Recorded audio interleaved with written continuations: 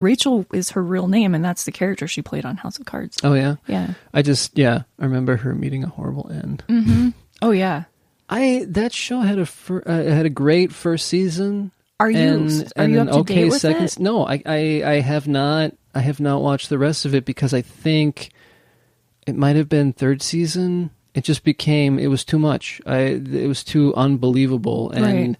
I was completely put off by the whole thing. I went back to the last season to start over because I forgot a lot of what happened. I probably watched it way too late at night and fell asleep halfway through every episode. But I wanted to get caught up for this season where Claire is the president, because that's exciting to me, even though she's still pretty evil. She is. Yeah. Yeah. But I mean, I like. What are we in like season Robin 5 Wright. or 6? Yeah, I like Robin Wright Something a like lot. that. I don't know what started happening with it. Basically, once Kevin Spacey was in the White House, I was like, I'm kind of done with it. Oh. Once he becomes president, their marriage kind of stalls out. But then there's still this back and forth of like, is he gonna try and get her back? Do they managed to make a threesome of it. Good point. Yeah, season 5 is where I've gone back because I just didn't remember a lot of the drama. So I had just assumed that it ended, and then I saw that there was a new season. This will be it. I think I heard Robin Wright say that on a late night show. I like Robin Wright. Yeah, me too. And I used to like Kevin Spacey. Yeah, me too. Aw. But then I also always got the creeper vibe from him. I don't know He why. did have a good creeper vibe. Ever since American Beauty, I was like, is that guy acting? He might just be like that. And I also knew that he was gay way before he came out publicly because he did that Cole Porter movie, The Lovely. Yeah. That's an assumption. I didn't know that he was gay, Right. but I was like, Kevin Spacey, There was always that gay. kind of that vibe out there, I guess. But I don't know. I don't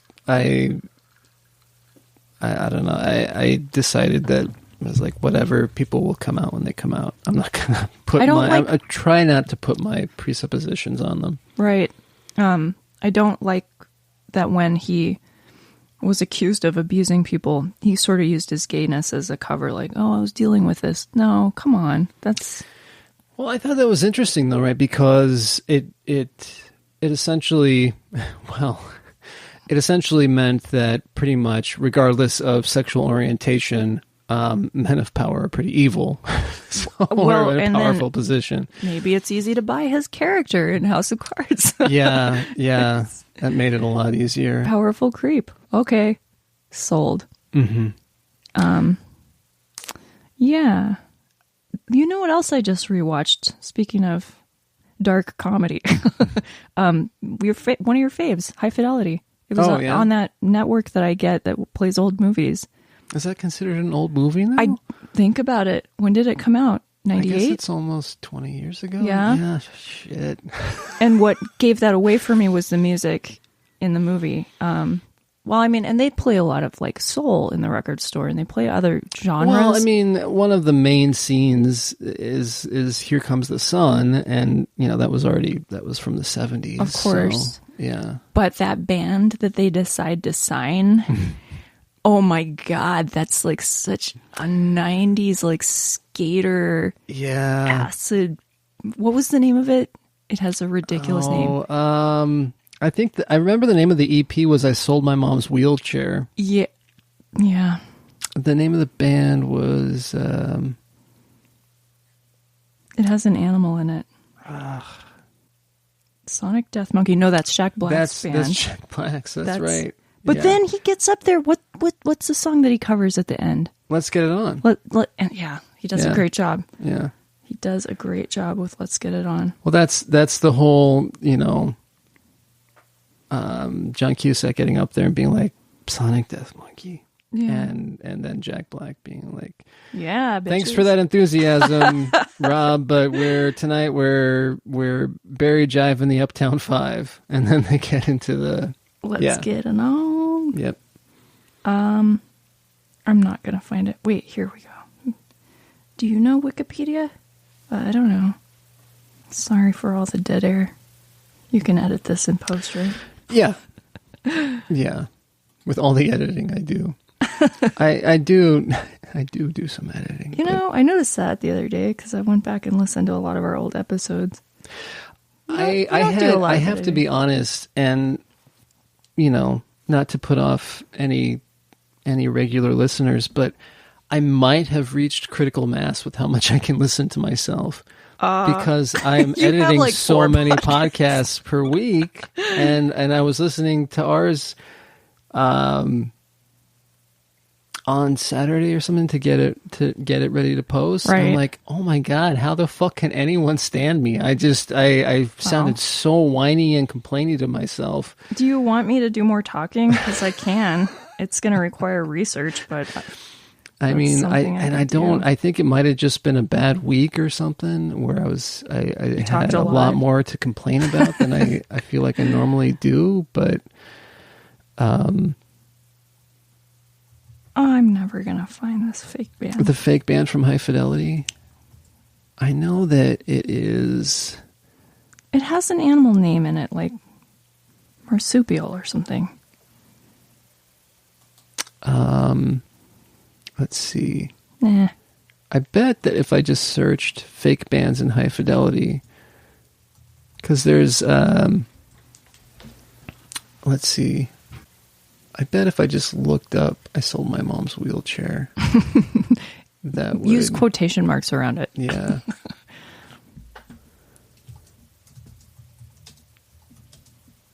Well, that's never pleasant or easy to edit out. The sound of tapping on the keyboard. Oh. What? People at home don't love that sound? Kinky Wizards. That's right. That has nothing to do with animals. No What's animal whatsoever. The Kinky Wizards. So I sold horrible. my mom's wheelchair. And the one kid has like the cheetah spray painted on his hair. Yep. Oh my God. And then I also didn't remember until I rewatched it how much they smoke. Everybody's smoking everywhere. They smoke a lot, yeah. In the shop. Well, yeah, John Cusack smokes in the back of the records in a restaurant. The record shop. Yeah. Remember those days? I do. I hated those days. I used to smoke during those days. Oh, you did? Yeah, that was probably. I'd go out to a show. I would come home, fall asleep on my pillow, wake up the next day just smelling like a garbage can. Mm-hmm. Ugh. No, that was something. I couldn't stand the smell before I smoked, and I couldn't stand the smell after I smoked. Yeah. It was something where if I wasn't smoking, I couldn't stand being around people who smoked. Because it's really disgusting. It is, yeah, absolutely. Baby, I Love Your Way, covered by Lisa Bonet. Mm-hmm. And they're all the guys are standing around and they're like, you know, I never liked this song before. But now I kind of like it. Yeah. That's so fun. That's a great song. It's yeah. Well, and whatever. It's not. But if Lisa Bonet is scene, it's a great scene where they're like, "I never used to like this song." Yeah, but now I kind of like it. Yeah. Yeah, exactly. That's one of my. I think that I had read the book before I saw the film, or maybe I read it afterwards. But, and of course, well, it's interesting that we're talking about it because that's where the opening sound clip for the show comes I know. from. So I wanted to impress you by telling you that I rewatched this movie. Well, seriously, I haven't watched it since it came out. I used to watch it at least once a year. I don't have the time to do that anymore. Yeah. There were certain movies I would watch. High Fidelity, I would watch The Big Lebowski, Manhattan. There were a couple of there are a few films where I would watch them at least once a year, and I don't have the time. Vertigo, for that. Hitchcock, From Dusk Till Dawn. That's a shitty movie, but I love it, and I'll watch it again and again. High Art with Ali Sheedy. Okay. There was like a 10-year period in my life I was just obsessed with that movie, so I'd watch it all the time. Did Ali Sheedy used to be your Aubrey Plaza?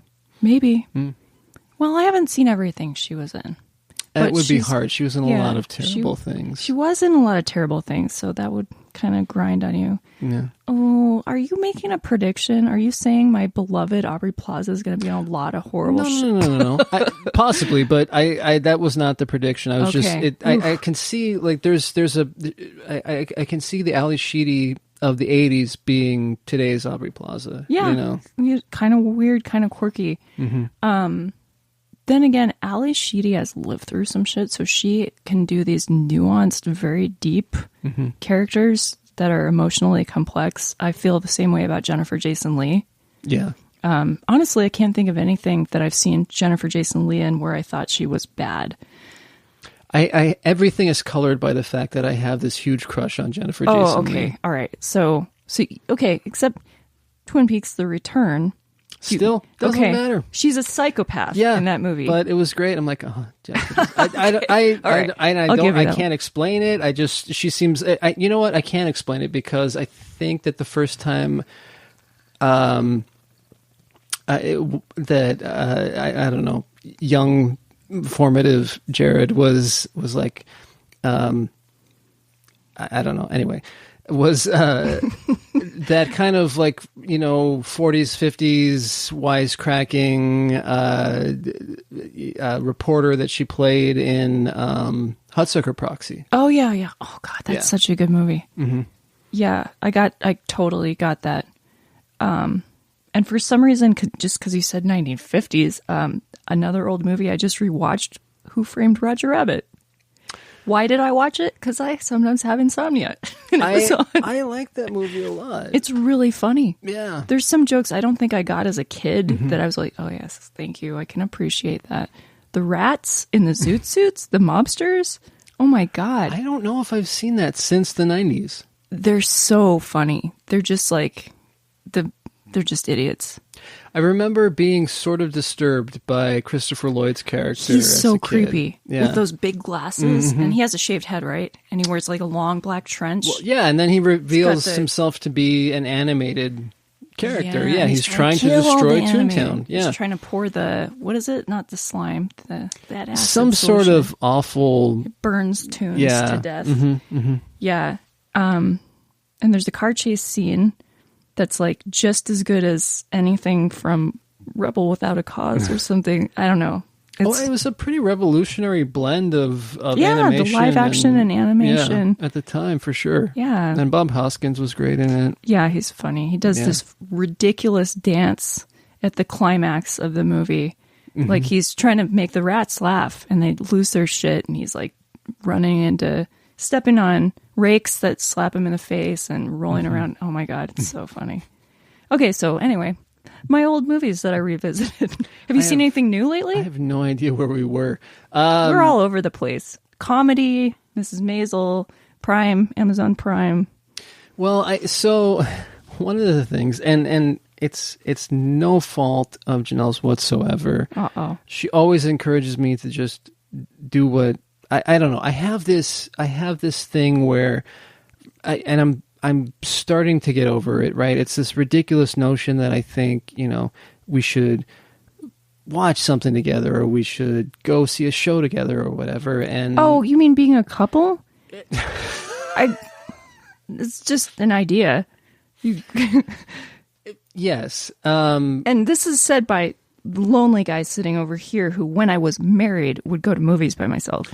Well, we have a lot of crossover on things, and there are just some things where I'm more interested in it than she is, and I don't know I don't know what the reason is, but I would like to think that I'm not a sort of a person who has like classical like romantic notions of what a relationship is. Well, you don't have to do everything together. No. But I do, like, without thinking about it, which if I do think about it, I can understand how it would be annoying. I just automatically assume that we're going to go to a show together or that we're going to do this or do that without even talking about it. Oh, you need to at least ask. You got to put the invitation out there. Getting that, yeah.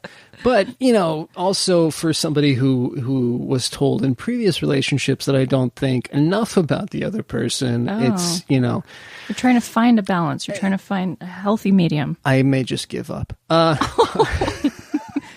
There's no healthy medium. Come on, I'm trying to have hope here. I'm getting through there's something. no hope. There, you know what? It's I don't know. I